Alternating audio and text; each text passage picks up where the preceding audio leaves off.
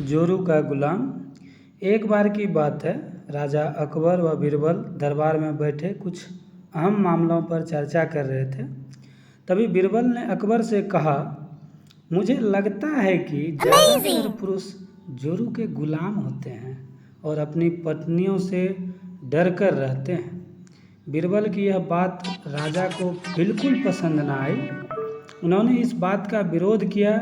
इस पर बीरबल भी अपनी बात मनवाने पर अड़ गए। उन्होंने राजा से कहा कि वे अपनी इस बात को सिद्ध कर सकते हैं, मगर इसके लिए राजा को प्रजा के बीच एक आदेश जारी करवाना होगा।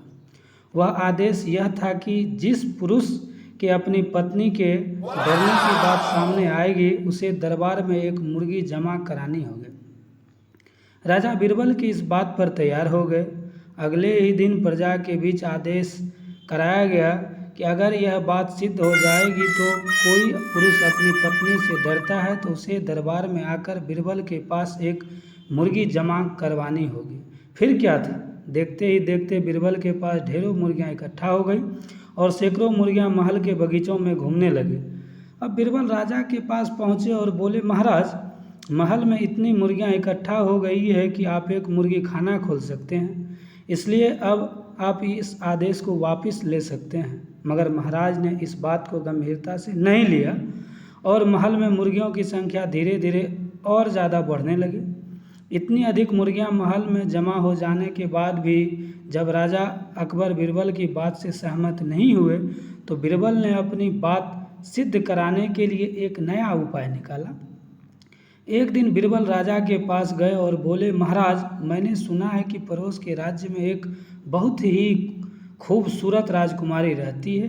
अगर आप चाहें तो क्या मैं आपका रिश्ता वहां पक्का कराऊं?